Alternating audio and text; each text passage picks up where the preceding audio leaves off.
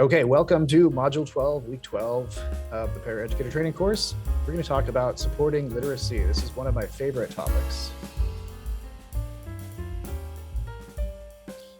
As paraeducators, we will certainly be called upon to assist with written language skills. And in this unit here, we're going to have the opportunity to learn about assisting in written expression instruction. Now, a lot of us will say, including native speakers, a lot of us will say, hey, I'm not qualified to do that. Maybe you don't want me doing that. Maybe I don't have the skills for it. You probably know more than you think you know. And you know what? Nobody says you have to start your job on day one knowing everything about that job, right? Absolutely nobody will say that.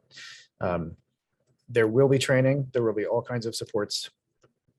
And your classroom teacher and the other people you work with will find out what your strengths are and where you have areas of improvement, and everybody will work to that.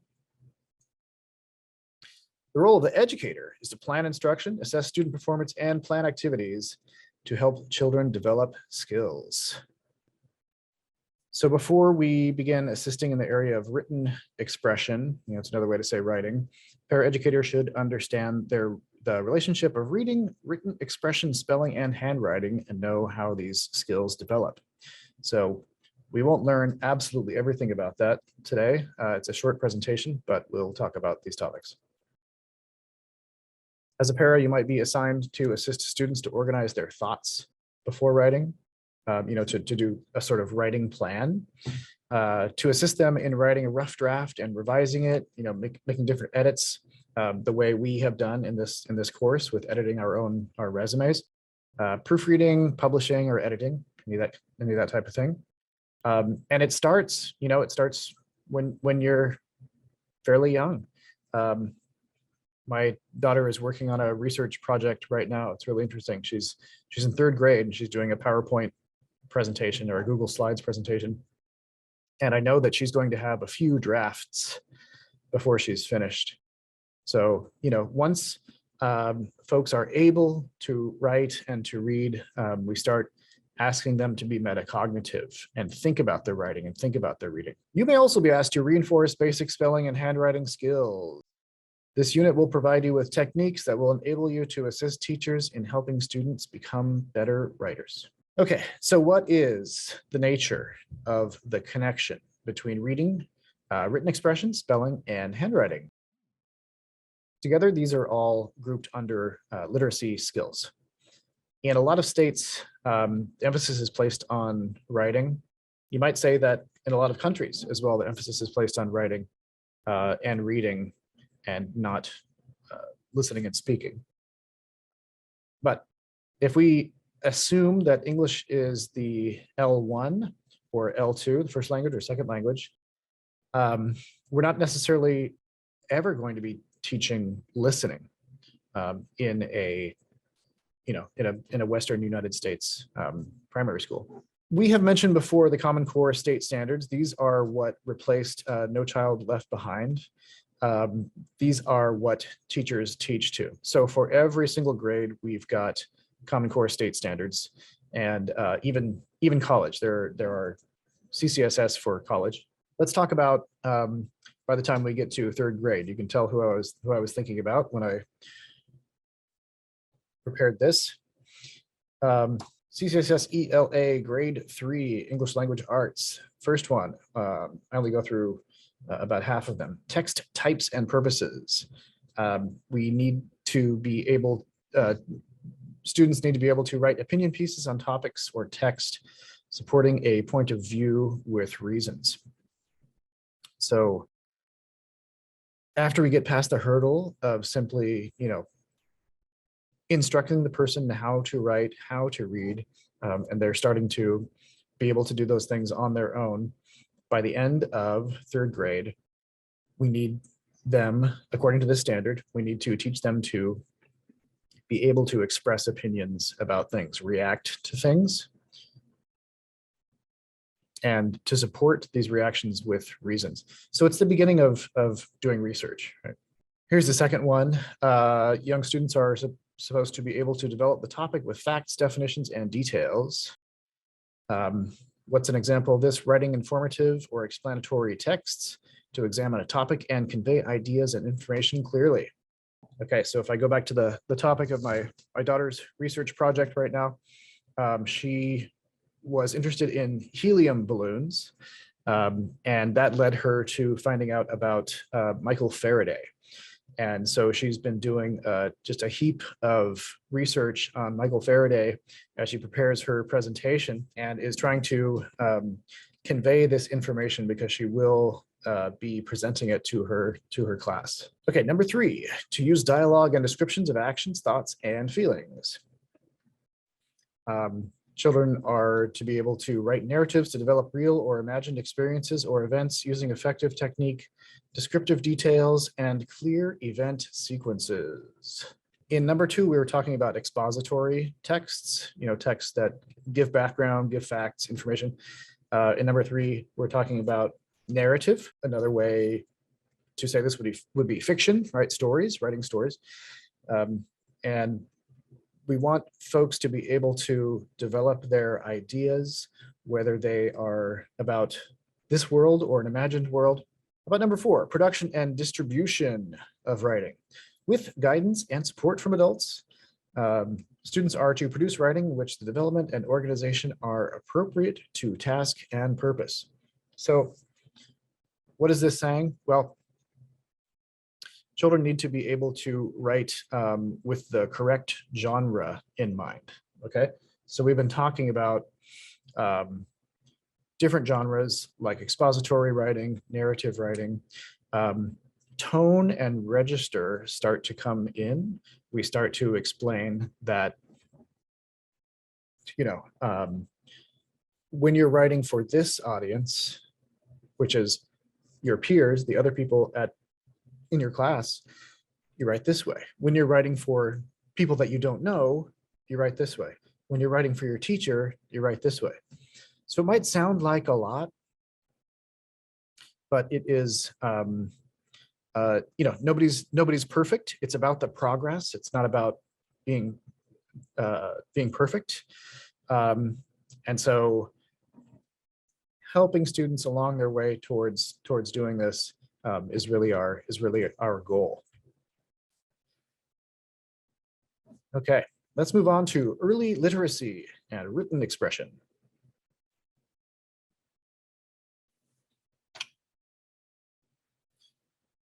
Let's talk about the development of spelling and writing skills.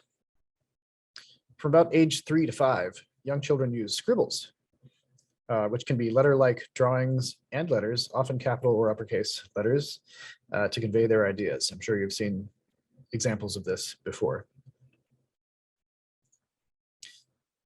In the beginning, scribbling looks like pictures. As the scribbling becomes more developed, it looks more and more similar to conventional or correct writing. Remember, we're teaching to a standard, and in terms of the writing system that we're using. And even though, there are shortcomings with that standard, there are problems with alphabets, they are what we have chosen at this time to use. So we have to teach to that. What is the role of the paraeducator in assisting with early literacy? This lady looks like she has just discovered something really great that she wants to share with all of us. Paraeducators may be asked to assist with activities to help students develop fine motor skills. Okay, so we've talked before about the grasp, the different types of grasp that children are able to do, the supinate, the palmar supinate grasp, the unstable tripod, and the stable tripod. I skipped one, but those are 3 of them. Using markers or a bigger pencil for more tactile, touch related feedback and control. These are one of the skills we're teaching. Assisting students in tracing, drawing, or using stencils of lines, geometric shapes, letters, and numbers. Is it related to writing and spelling? Yeah, for sure. Cutting with scissors, developing that fine motor control. Lacing, lacing things up. I've seen a lot of student art that incorporates lacing. Doing puzzles, things like that, seeing where things fit together. tracing geometric shapes, and directing drawing activities that include top to bottom and left to right. All right, conventional spelling. Remember, it's a standard. It's not perfect, but it is what it is.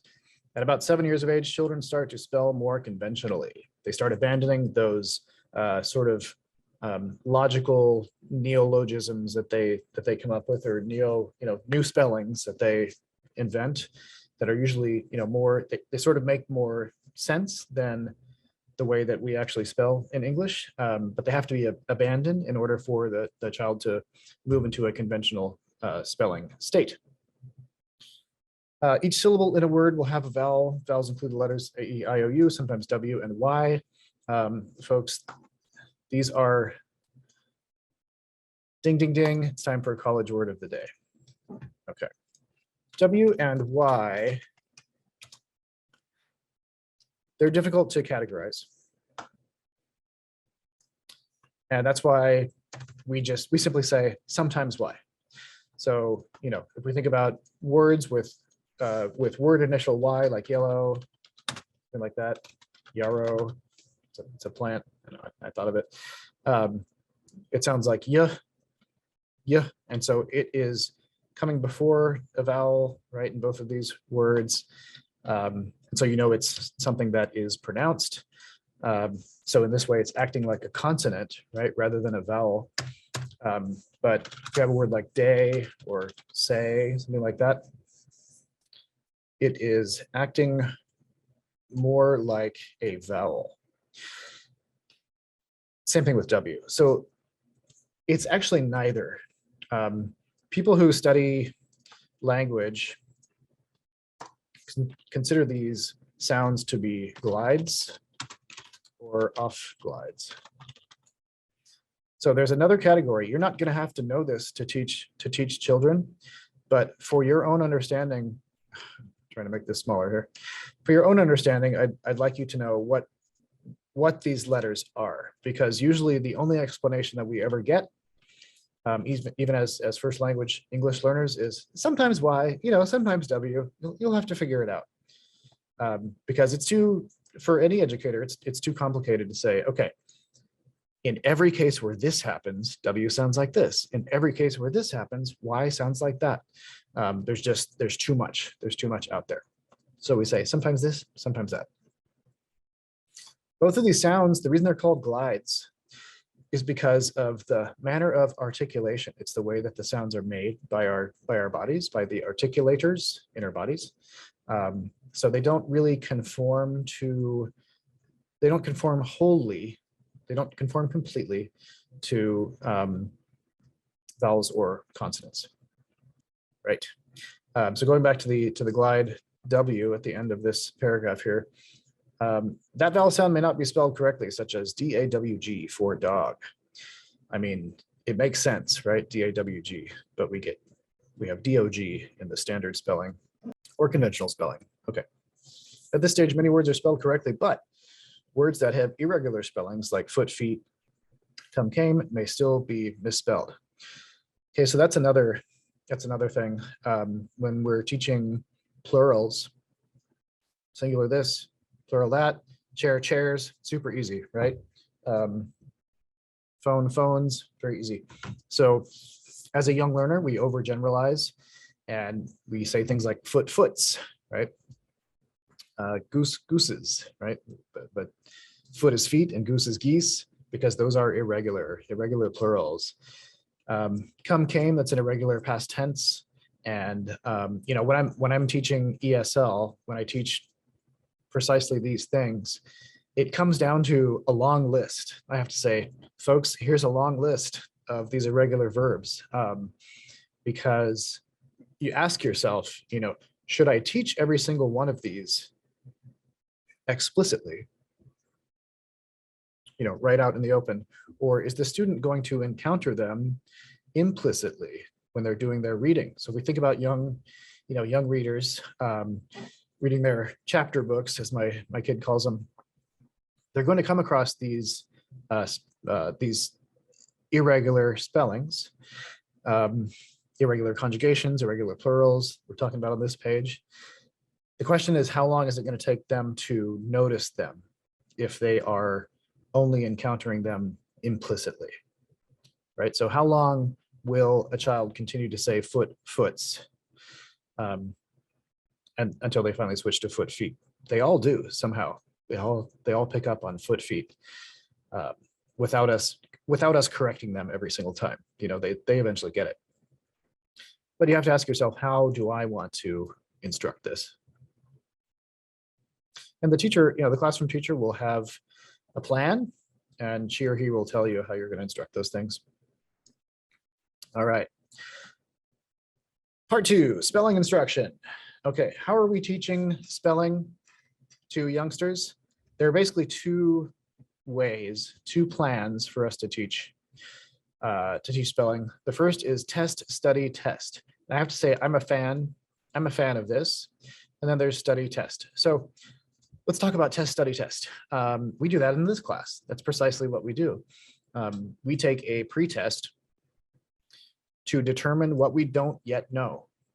Then we study the material, and then we take a post-test, and then we figure out what we have learned.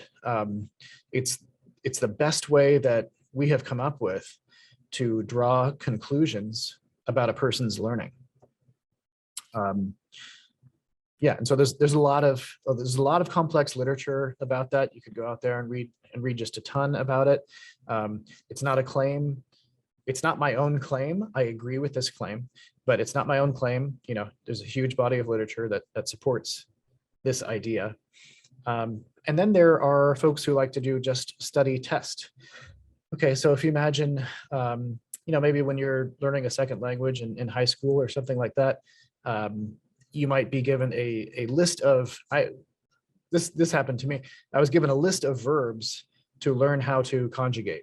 Okay, here's 5 verbs in my second year. Go learn how to conjugate them. There'll be a quiz tomorrow. Right, that kind of thing. So if we had done test, study, test in that case, I don't think it would have been better, because I would have gotten a 0 on the pretest. I didn't know any of those verbs, and they were all irregular verbs. So I would not have known how to conjugate them, even just in the present tense. I would not have known that. So in an instance like that, study test is the way to go. All right, test, study, test. As I mentioned, it uses a pretest to identify words a student can and cannot spell. After the misspelled words are identified, energy is directed to helping students learn the misspelled spelling words. And then last, finally we do a post-test at the end to see if the student has learned the words. As I said before, it's the most efficient way to draw a conclusion about someone's learning. Setting aside all the factors that we've talked about, like the affective filter, when you know, people's emotions kind of get in the way of what their task is. We're all human. Everybody brings what they bring to the test, you know. But interestingly, Canvas is really good at this. If you you know, if you've got a teacher that is setting up little quizzes in Canvas, it's very, very you can really teach to the mistakes, right? So if let's go back to foot, feet. You know, the child initially doesn't know foot, feet.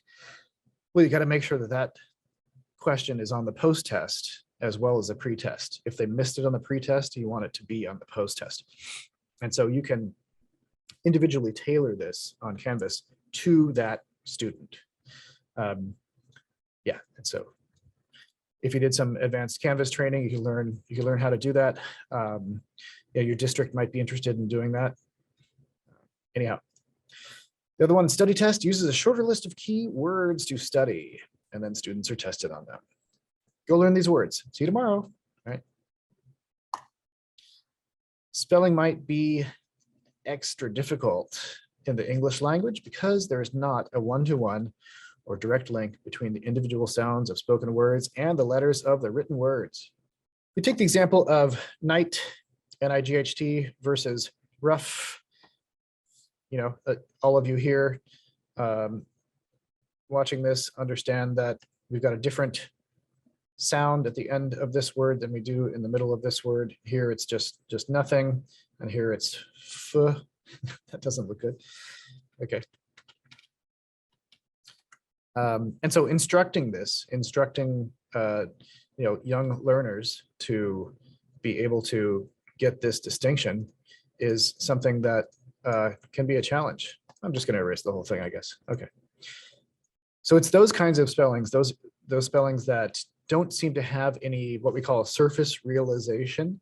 There's no pronunciation of those letters, whereas in other words, you do pronounce them, the exact same string of letters. What do we tell people? We just have to tell them, it's an exception. It's an exception, right? The language is full of exceptions. I wrote down here sound to spelling correspondence. We'll talk a little bit more about that in a minute. I wanted to draw your attention to this awesome website. In the lecture slides on Canvas, I provided this link as well. It's super informative. It is, it's a little bit thick. It's a very full sandwich, if you want to look at it that way. But it's really, it's really quite interesting. It'll explain a few things to you. They're not things that you're going to turn around and explain to a second grader, but it'll make you feel more confident when you say, it's an exception. This language is full of exceptions. This is one of them. So why are there such crazy spelling rules for English? These girls are looking at the dictionary going, but there's GH in this one and it's different from the GH in the other one. What is going on? Okay. There are historical causes, historical motivations for all these spellings. So if we start at sort of the broadest view, there's the fact that alphabetic writing systems are kind of clumsy. So, if like me, you grew up with an alphabetic writing system, it's just natural as anything to you. But there are other systems of graphemes. Okay, so whatever you want to say, letter, character, right? What's the word? Oh my gosh, hieroglyph. They all fall under the category of graphemes. Okay, so grapheme is like, you could say it's the scientific word for letters in writing. Alphabetic writing systems are pretty clumsy. There is no writing system in the world, in defense of alphabets, there's no writing system in the world that's perfect, that has a one-to-one sound to spelling correspondence. None of them do, but lots of them do better than English, than the spellings that English has selected through its history. So we know that we're dealing with a clumsy system. We have to instruct it because everybody accepts it as something you have to know. All right. In the history of English, we had codification. Codification is when something goes from having the status of variety, or dialect to standard.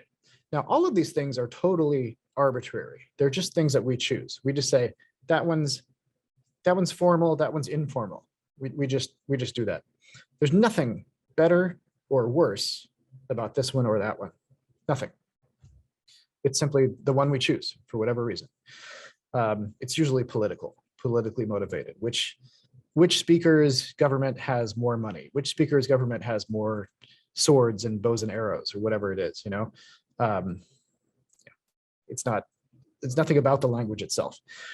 But in England, 1400 years ago, codification or more, codification was affected by the fact that there were so many different varieties being spoken, which is normal for any language. You could look at a dialect map or variety map of England from that period, and you can see all the different types of English that were being spoken. And finally, English that was being spoken in the South kind of became the one. But so that's why I wrote diversity down there. But codification was not strongly supported. People were not really too motivated to make a standard. There was just no reason to do so, and people really looked to other languages like Latin, and then finally French. 1066, which is, we're coming up on the 1,000-year anniversary of that in a few years. About 45% of the words in English are French loan words. So they came in at that time, 1,000 years ago, because of an invasion. And it's like I said before, whoever has the most swords and the most gold gets to decide what language is spoken. So French started being spoken all over the place in England, and the words came into English. We call them loan words. I don't know why we call them that. We're not giving them back. You can't have them back, French speakers, sorry. But they are here to stay. And when these French words came into English, the spelling is vastly different. Which graphemes represent which sounds is very, very different between French and English. You know that already, I'm sure. So when we're importing these words, it was hard to, decide which letters we were going to use to represent them. Let me give you just one example. Everybody knows this word, island, right? There's an S. Why is it not Iceland or Iceland? Iceland. Well, 1,000 years ago, the French word was isle. Isla. All right. Now everybody knows that in Spanish today the word is isla, but it's not that. It's isla. Over time, so this was 1,000 years ago when the word came into English. For whatever reason, we just stopped pronouncing the S. And the funny thing is, French speakers did too. They stopped pronouncing the S. So the modern French word sounds a lot more like this, il. And there's a circumflex over the I. I don't have the alt code for that right now, so I'll just draw one. It looks like that. And the little circumflex tells us that there used to be an S there. That's all. That's all.